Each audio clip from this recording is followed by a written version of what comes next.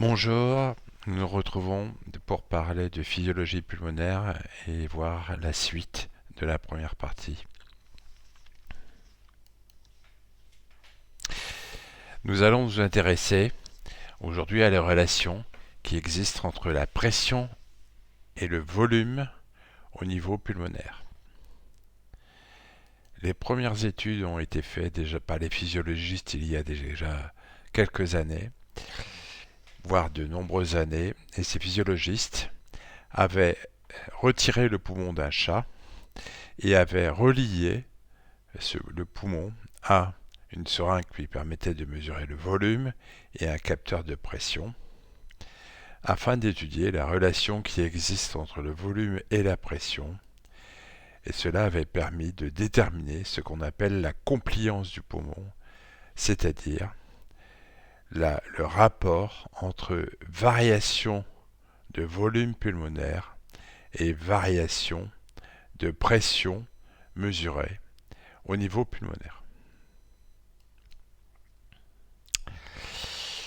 En étudiant de cette façon, on peut avoir une idée de ce qu'on appelle la compliance statique du poumon. C'est-à-dire qu'avec la seringue, on injecte progressivement des volumes de plus en plus importants, et parallèlement à cela, on mesure la pression qui est générée et on obtient une courbe pression-volume qui est la courbe de compliance qui détermine qui est donc delta V sur delta P. Sachant que normalement, cette compliance normale d'un poumon isolé est de l'ordre de 200 ml par centimètre d'eau. Je dis bien du poumon isolé, ce qui n'a rien à voir avec la compliance thoraco-pulmonaire que l'on peut mesurer chez un patient qui est sous un respirateur par exemple. La compliance, c'est donc un reflet de l'élasticité du parenchyme pulmonaire. C'est donc un reflet de la facilité qu'il a à se laisser distendre, à laisser rentrer le gaz à l'intérieur des alvéoles.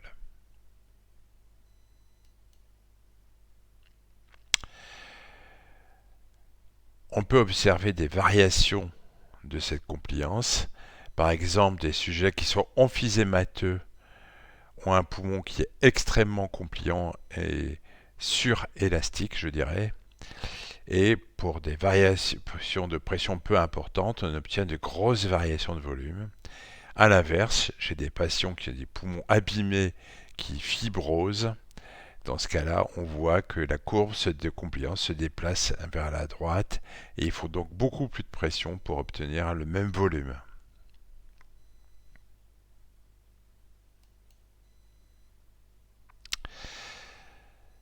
Cet aspect est un peu différent de ce qu'on peut observer in vivo, mais on retrouve toujours les mêmes principes. C'est-à-dire que in vivo, on peut étudier le rapport qui existe entre le volume et la pression. La difficulté est que chez l'homme, le poumon ne se vide jamais totalement, puisqu'il reste toujours du gaz à l'intérieur des poumons, ce qu'on appelle au niveau de la CRF.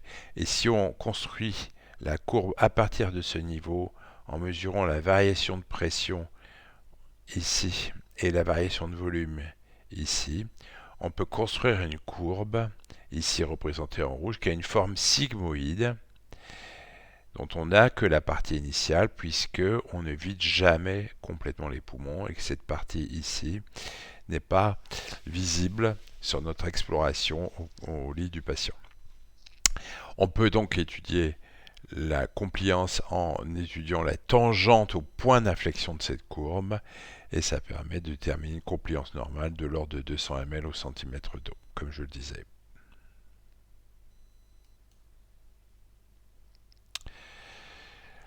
Je venais de vous dire qu'à la fin d'une expiration, tout l'air qui est contenu dans le poumon n'est pas évacué à l'extérieur. Il reste toujours une certaine part de gaz à l'intérieur des poumons. C'est ce qu'on appelle la capacité résiduelle fonctionnelle.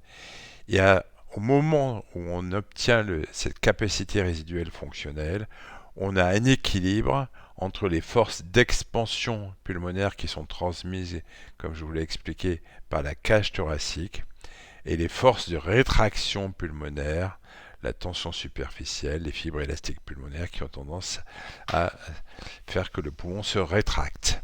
Donc à la fin d'une expiration normale, on est au niveau de la CRF, et à ce niveau, les forces d'expansion sont identiques aux forces de rétraction.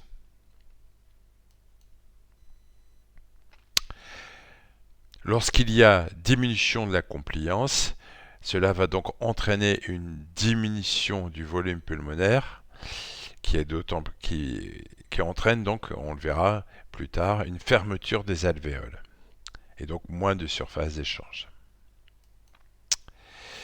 Cependant, ce phénomène n'est pas qu'un phénomène statique, puisque pour que le gaz entre et sort au niveau pulmonaire, il y a aussi des phénomènes dynamiques qui se produisent et que l'on va pouvoir étudier maintenant.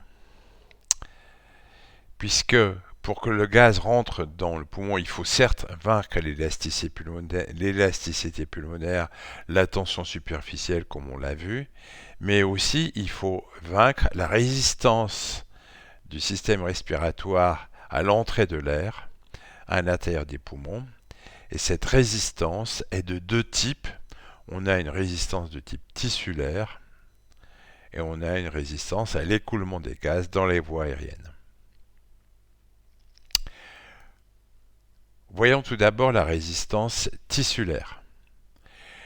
Si vous vous imaginez un poids posé sur une surface, pour déplacer ce poids au niveau de la surface, il va falloir générer une certaine force pour que ce poids se déplace.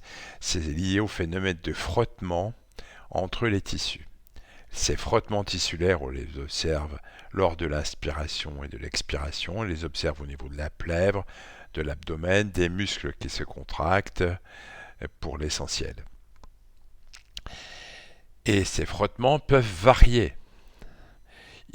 On n'a pas la même résistance au frottement tissulaire, suivant son poids, sa silhouette, par exemple.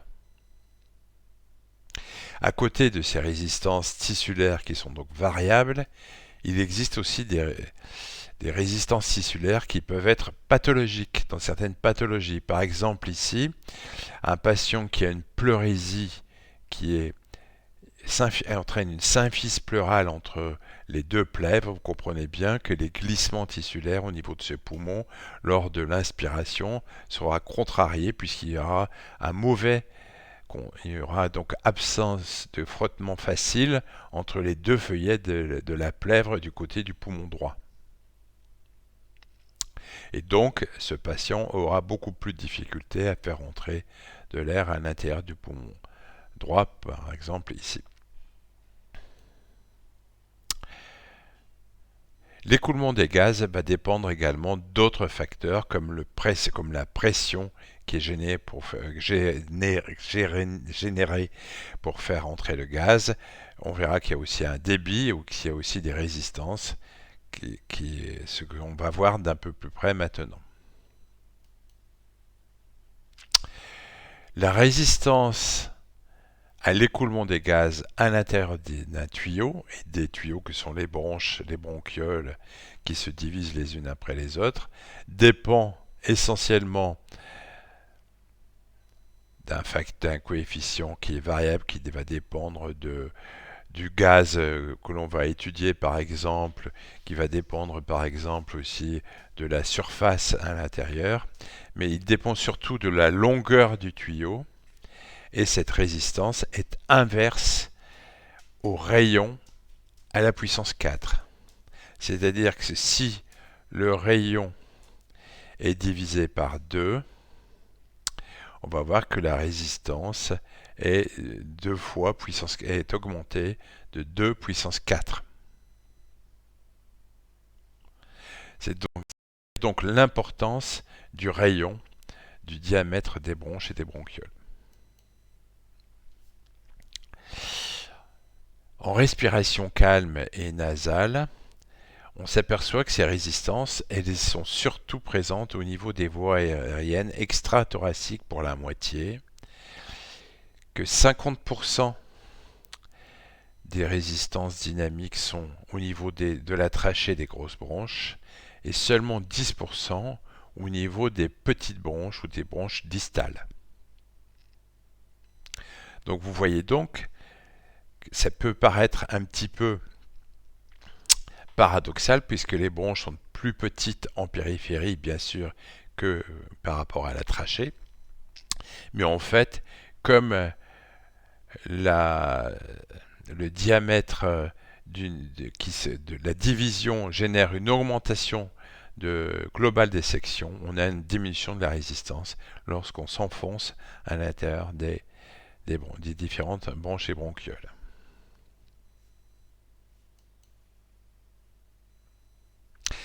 C'est pour ça qu'on a, dans certaines situations, on propose de réaliser chez le patient une trachéotomie pour diminuer, lorsque par exemple on a un sevrage difficile, parce que cela permet de diminuer les résistances à l'écoulement des gaz, donc de diminuer le travail ventilatoire, et le simple fait le fait de réaliser une trachéotomie permet de diminuer de près de 50% les résistances pulmonaires liées à l'écoulement des gaz.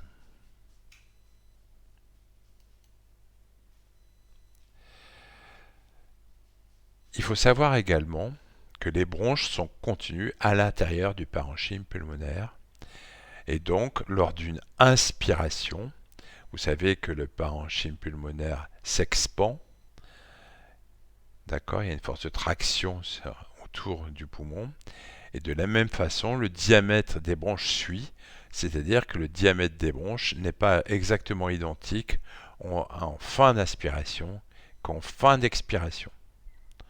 Cela vous explique que par exemple au cours d'une crise d'asthme, on aura d'abord l'apparition de sibilants durant l'expiration, parce que lorsqu'on a une crise d'asthme, il y a un bronchospasme qui se produit, le diamètre des bronches diminue, donc on aura surtout des sibilants lors de l'expiration et uniquement lorsque la crise est extrêmement sévère, on pourra éventuellement avoir des sibilants en deux temps de la ventilation.